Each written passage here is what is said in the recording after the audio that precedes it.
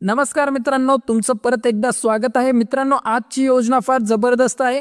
पशुपालनाचा व्यवसाय करायचा आहे पण तुमच्याकडे जर गोठा नसेल तर सरकार देणार आहे गाई म्हशींच्या गोठ्यासाठी अनुदान। हो मित्रांनो, ही खरी बातमी आहे आणि ही योजना सुरू झालेली आहे। तर मित्रांनो बघा, तुमच्याकडे गाई आणि म्हशी आहेत पण गोठा नाहीये, दुग्ध व्यवसाय सुरू करायची स्वप्ने आहेत पण अडथळे वाटतात। तर तुम्हाला माहित आहे का, सरकारने जे आहे शेतकऱ्यांसाठी एक विशेष आर्थिक मदत योजना जी आहे जाहीर केलेली आहे। ही योजना फक्त काही शेतकऱ्यांनाच नाही तर प्रत्येकाला याचा फायदा पोहोचण्याच्या तयारीत जे आहे सरकार आहे।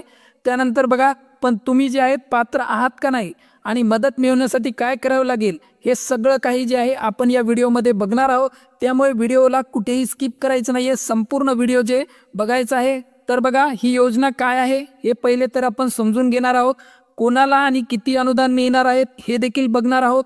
अनुदानासाठी आवश्यक कागदपत्रे कोणती लागणार आहेत ते देखील बघूयात। त्यानंतर या योजनेचे जे आहेत फायदे बघूयात आणि अर्ज करण्याची प्रक्रिया आणि महत्त्वाचे टप्पे याबद्दल आपण जे आहे सविस्तर बघणार आहोत।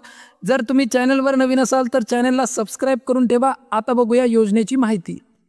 सगळ्यात पहिलं समजून घ्या, या योजनेचं नाव काय आहे तर शरद पवार ग्राम समृद्धी योजना। त्यानंतर या योजनेचा उद्देश काय आहे, पक्का गोठा बांधण्यासाठी शेतकऱ्यांना अनुदान देणे। मग बघा, ही योजना जी आहे कधी सुरू झाली, फेब्रुवारी 2021 पासून जी आहे राज्यभरात ही योजना राबवली जात आहे। या योजनेमध्ये जी आहे अनुदानाची रक्कम किती आहे तर 2,31,000 एवढी जी आहे अनुदानाची रक्कम जी आहे। त्यानंतर बघा, अनुदानाची गणना शेतकऱ्यांकडे असलेल्या जनावरांच्या संख्येनुसार जी आहे केली जाणार आहे। तर बघा, 2 ते 6 जनावर जर असतील तर एक गोठा 77,000 रुपये एवढं तुम्हाला अनुदान जे आहे मिळणार आहे। त्यानंतर 12 जनावरे जर असतील तर 2 गोठे आणि अनुदान जे आहे दुप्पट होणार आहे। आणि 18 पेक्षा जास्त जर जनावरे असतील तर तिप्पट अनुदान म्हणजेच किती 2,31,000 रुपये एवढं जे आहे अनुदान तुम्हाला मिळू शकतं। गोठा बांधण्यासाठी अनुदान जर घ्यायचे असेल तर तुम्हाला जो आहे अर्ज करावा लागतो। तो अर्ज कुठे करावा लागतो तर ग्रामपंचायतीमध्ये जाऊन तुम्ही हा अर्ज करू शकता किंवा तालुका कृषी अधिकारी कार्यालयात जाऊन देखील तुम्ही हा अर्ज करू शकता। आणि मग तिसरं काय आहे तर पंचायत समिती, इथे देखील जाऊन तुम्ही अर्ज करू शकता। आता बघा, अर्जासाठी जे आहे अर्ज करताना तुम्हाला जे आहे आवश्यक कागदपत्रे जी आहेत जमा करावी लागतात। तर मग अर्ज करण्यासाठी कोणती कागदपत्रे लागतात हे आता आपण बघूयात। या योजनेसाठी आवश्यक कागदपत्रे कोणती लागतात तर पहिलं कागदपत्र कोणतं लागतो, 7/12 लागतो, 8अ उतारा लागतो, रहिवासी दाखला, मनरेगा जॉब कार्ड लागतो। त्यानंतर ग्रामपंचायत मालमत्ता नमुना 8अ चा उतारा तुम्हाला लागेल।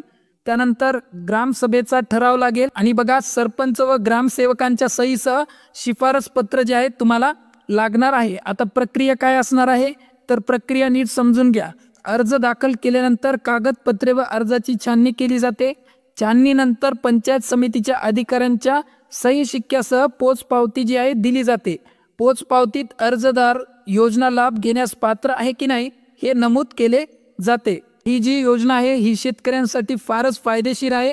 ज्यांच्याकडे पण जनावरे आहेत त्यांनी या योजनेचा लाभ घ्यायचा आहे। आता आपण बघूयात की जर समजा तुमच्याकडे किती जनावरे आहेत आणि किती अनुदान तुम्हाला मिळू शकतं। तर बघा, इथे जर तुमच्याकडे 2 ते 6 जनावरे असतील तर तुम्हाला एक गोठा मिळतो, त्यासाठी 77,000 रुपयाचं अनुदान तुम्हाला मिळणार आहे।